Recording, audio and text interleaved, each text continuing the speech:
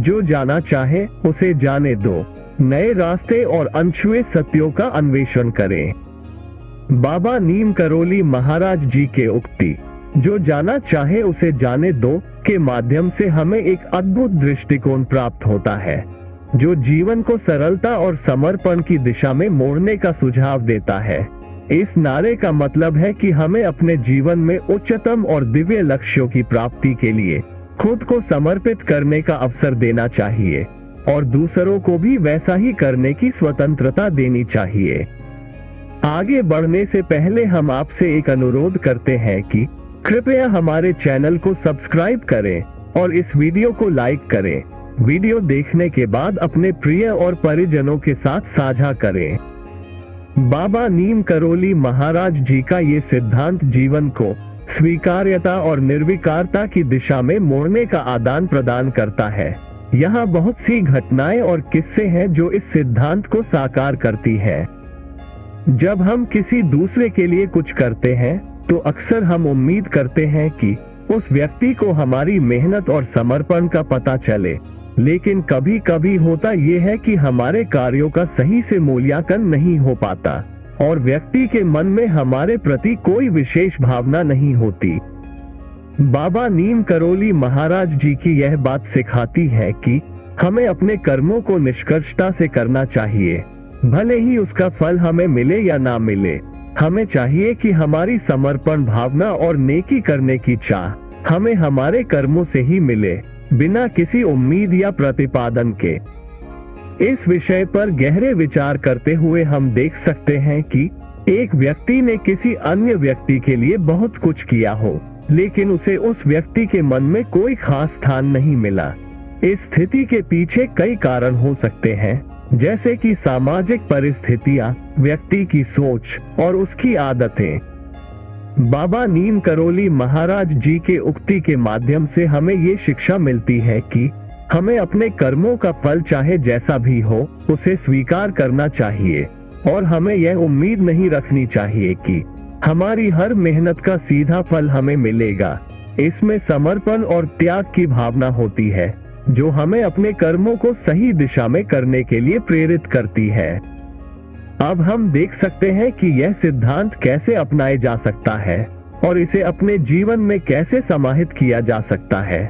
बाबा नीम करोली महाराज जी के उपदेशों को अपनाने के लिए हमें एक सकारात्मक मानसिकता और सच्ची समर्पण भावना की आवश्यकता है।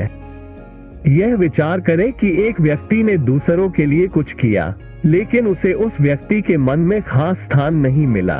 इसके पीछे यदि हम गहराई से जाएं, तो हमें यहाँ कई कारण मिल सकते हैं। पहला कारण हो सकता है सामाजिक परिस्थितियाँ। विभिन्न सामाजिक समूहों में होने वाले तनाव और परिस्थितियाँ व्यक्ति के भावनात्मक संबंधों को प्रभावित कर सकती है। व्यक्ति यदि किसी समूह में सामाजिक रूप से स्थिति कम हो तो उसे आत्मसमर्पण की भावना धारण करने में कठिनाई हो सकती है। दूसरा कारण हो सकता है व्यक्ति की सोच और आदतें। बाबा नीम करोली महाराज जी का उक्ति यह भी सिखाता है कि हमें अपने कर्मों को सही भावना के साथ करना चाहिए, भले ही हमें उसका सीधा प्रतिफल न मिले।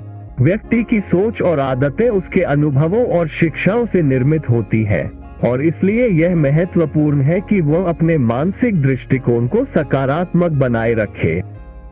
इस समस्या का समाधान बाबा नीम करोली महाराज जी के उपदेशों में छिपा हुआ है। हमें अपने कर्मों का फल स्वीकार करते हुए उन्हें सरलता और समर्पण के साथ करना चाहिए। हमें ये याद रखना चाहिए कि हमारी समर्पण भावना और नेकी करने की चाह हमें हमारे कर्मों से ही मिलेगी, बिना किसी उम्मीद या प्रतिपादन के। इसे अपने जीवन में समाहित करने के लिए हमें सकारात्मक मानसिकता बनाए रखना चाहिए। बाबा नीम करोली महाराज जी की शिक्षाओं का अनुसरण करने से हम अपने जीवन को सरल और प्रफुल्लित बना सकते हैं। इसमें समर्पण और त्याग की भावना होती है जो हमें अपने कर्मों को सही दिशा में करने के लिए प्रेरित करती है।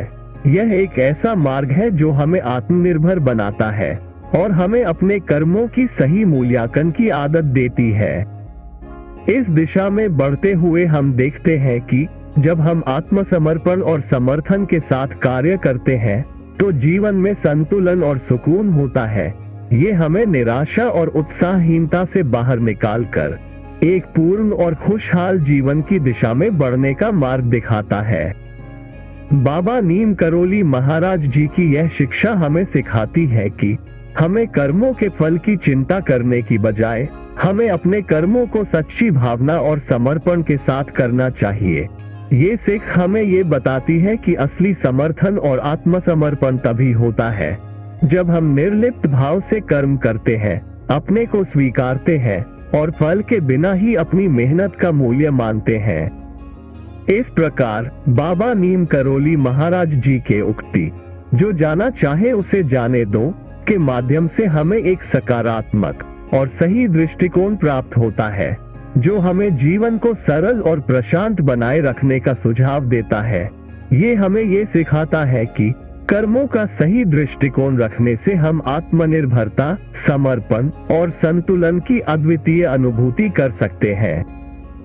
समाप्त करते हैं इस चेतना भरे सिद्धांत पर हमारी चर्चा को, जो हमें सही मार्ग पर चलने, आत्मनिर्भर और संतुलित जीवन की दिशा में मार्गदर्शन करता है। बाबा नीम करोली महाराज जी की उपदेशों को अपनाना हमें सच्चे सुख और आनंद की अनुभूति का सामर्थ्य प्रदान करता है, जो हमें न केवल अपने लिए बल्कि दूसरों के लिए भी उच्चतम मानकों तक पहुंचने में सहायक हो सकता है। धन्यवाद। जय बाबा जी।